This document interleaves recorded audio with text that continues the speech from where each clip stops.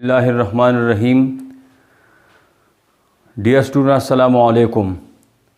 अंदाज़ बयां गर्चे बहुत शोख नहीं है, अंदाज़ बयां गर्चे बहुत शोख नहीं है, शायद कि उतर जाए तेरे दिल में मेरी बात। Most welcome to the class. Dear students, आज मैंने इस वीडियो के अंदर एक शेर का इजाफ़ा किया। उसके कहने का मकसद ये है कि आप मेरे अंदाज़ को मत देखिए, आप उस टॉपिक को देखिए, उसकी अहमियत को समझें जो पढ़ाए जा रहे हैं। शायद यही टॉपिक आपको एग्ज़ाम में हेल्प दें, ज़िंदगी के किसी और इम्तिहान में आपको काम आए। तो जो भी आप देख रहे हैं, जो टॉपिक भी आप देख रहे हैं, उसको आप गौर से देखिएगा, उसको अपने पास नोट कीजिएगा ताकि आपको वो उसकी समझ आ जाए और आपके लिए फ़ायदेमंद साबित हो। आज के दिन का जो टॉपिक है वो फ्यूचर परफेक्ट टेंस की जो पैसिव वॉइसेस हैं वो हैं। फ्यूचर परफेक्ट टेंस पहले मुस्तक़बिल मुकम्मल के मजहूल फ़िक्रे और उसकी बनावट, स्ट्रक्चर। सबसे पहले स्ट्रक्चर की तरफ चलते हैं।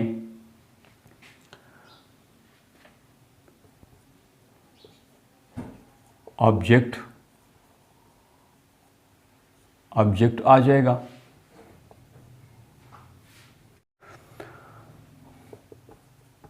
Will have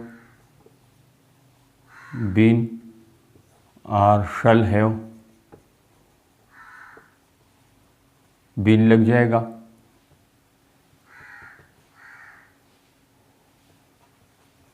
third form of verb लगेगी और उसके साथ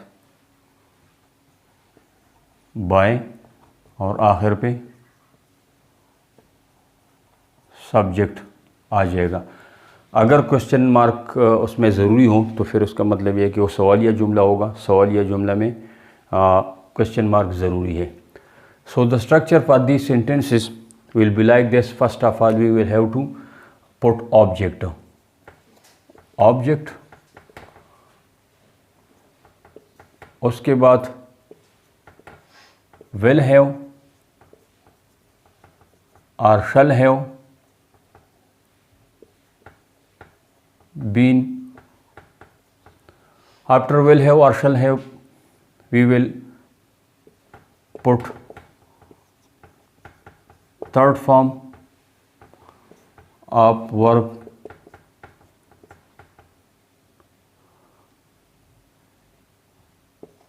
After that, by will be put, and at the end of the sentence we will have to put subject.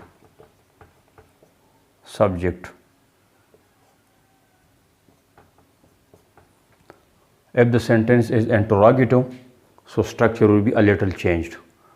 So you will understand that structure in the examples.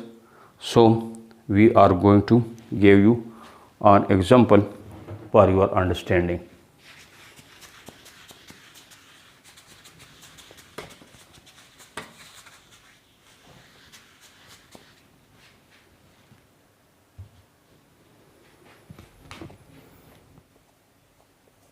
खेतों में हल चला चुका होगा। The farmer will have ploughed in the fields. जुमला मुकम्मल हुआ।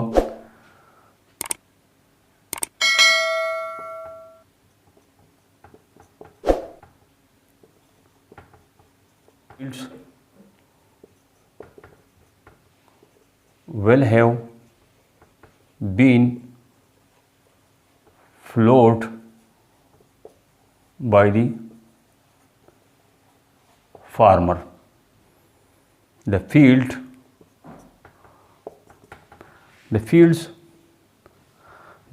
will have been flowed by the farmer.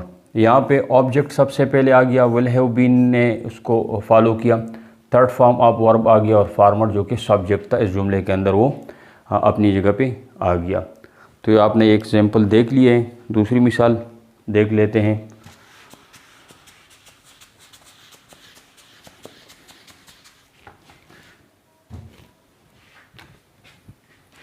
अभी इंटरोगेटिव सेंटेंस की मिसाल देते हैं। इंटरोगेटिव सेंटेंस, सवालिया जुमला, क्या तुम खत लिख चुके होंगे। सिंपल बना लेंगे।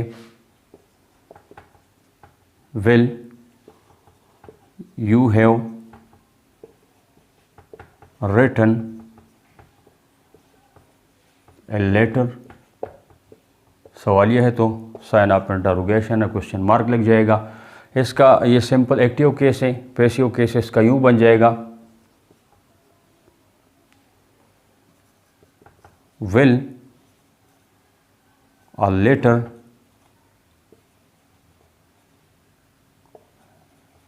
have been written by you। you अपनी जगह पे उसी तरीके से आ जाएगा, because we can't change you। so will a letter have been written by you। ये आपने दूसरी मिसाल देख लिए।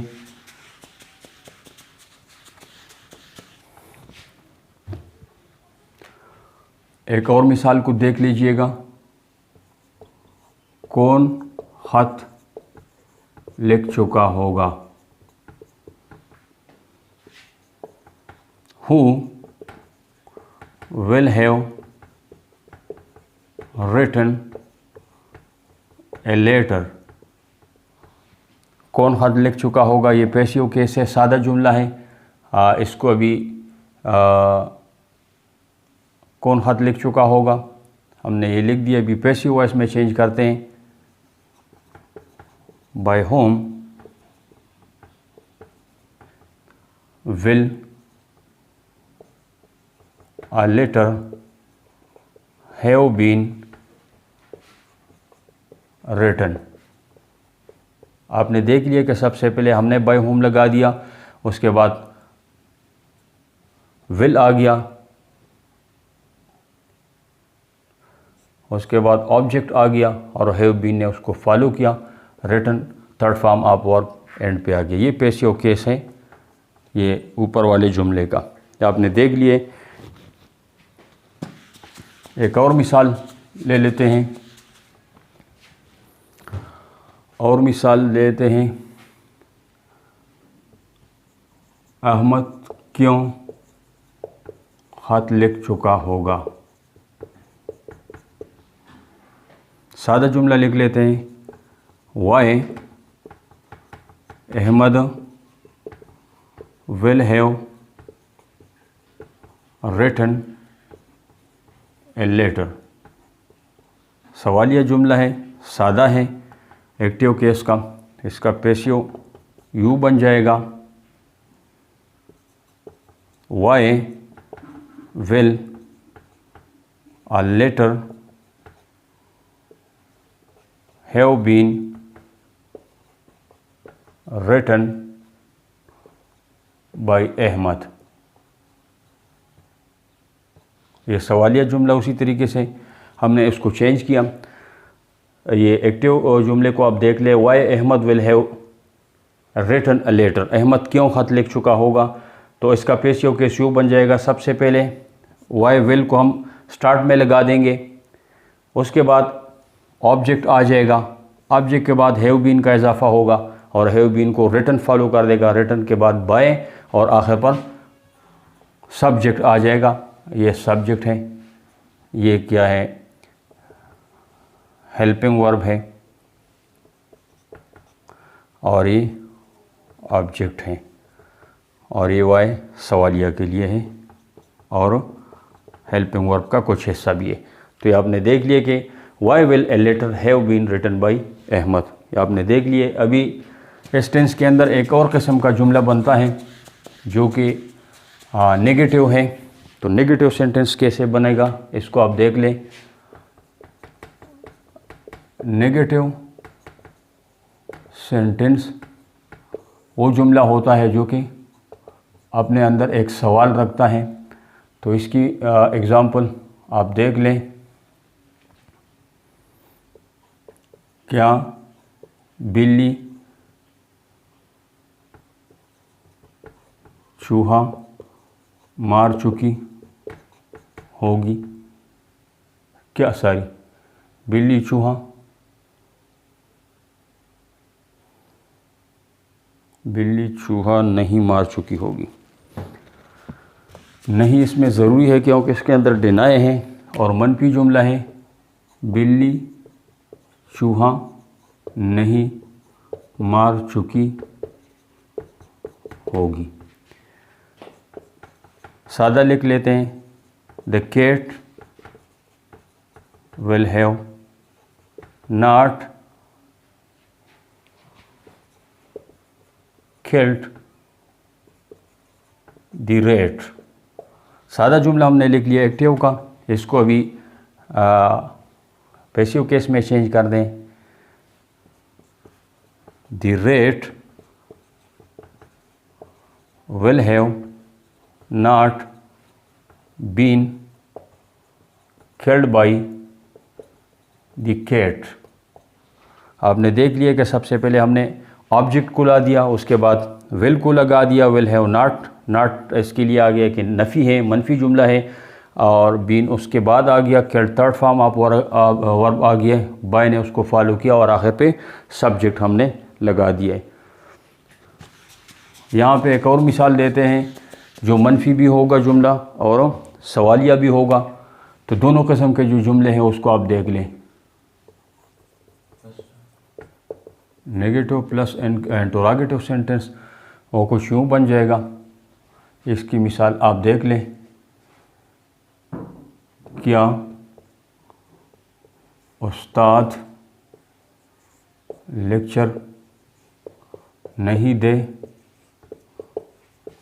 चुका होगा।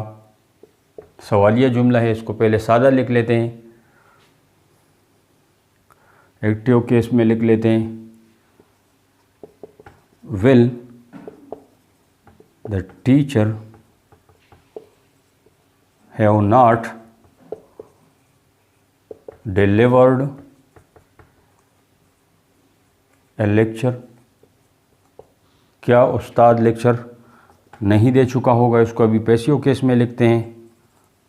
पैसिव में लिखते हैं, आप देख लें, will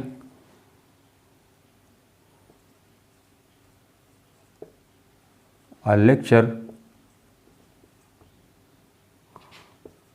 have not been delivered by the teacher. आपने देख लिया कि इसके अंदर दो किस्म की जो चेंजिंग है वो है, सब पहले तो ये सवालिया है क्या, और नहीं भी नेगेटिव की तरफ इशारा करता है। और सबसे पहले आसान तरीका ये है कि आप इसका सादा जुमला लिख लें, उस सादा जुमले को फिर आप चेंज करें पैसिव वॉइस के अंदर, तो आपके लिए आसानी रहेगी, और इसमें आप रूल्स को अप्लाई करेंगे तो फिर तो और भी ज़्यादा आसान हो जाएगा। वेल सवालिया के लिए इस्तेमाल हुआ, लेटर ऑब्जेक्ट के तौर पर आ गया है, नॉट बीन हमने हेल्पिंग वर्ब के तौर पर लगा दिया, नॉट नफ़ी के लिए है, और आगे डिलीवर थर्ड फॉर्म आप वर्ब आ गया, और एंड पे जो है ना क्या आ गया, the teacher Ustad.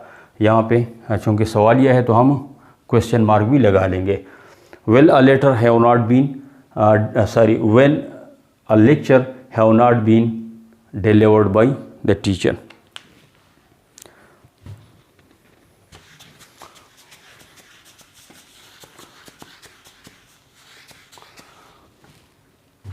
Dear student, I hope you have understood. I think this useful video is essential for all of you.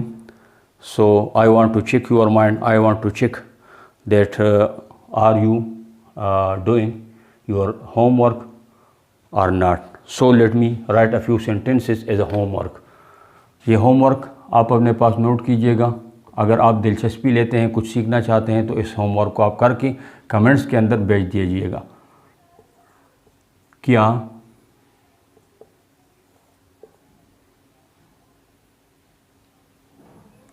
क्या तुम आम खा चुके होंगे, सवालिया है। उसके बाद कौन खत लिख चुका होगा, ये भी सवालिया है।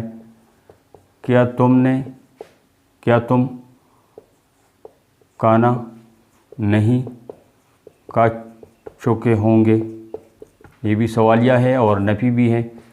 और एक और जुमला, सादा जुमला लिख लेता हूँ। मैं सबक याद कर चुका होऊंगा। So this is homework for you, and I hope you will find this video useful for yourself. So share this important video with your friends and subscribe the channel.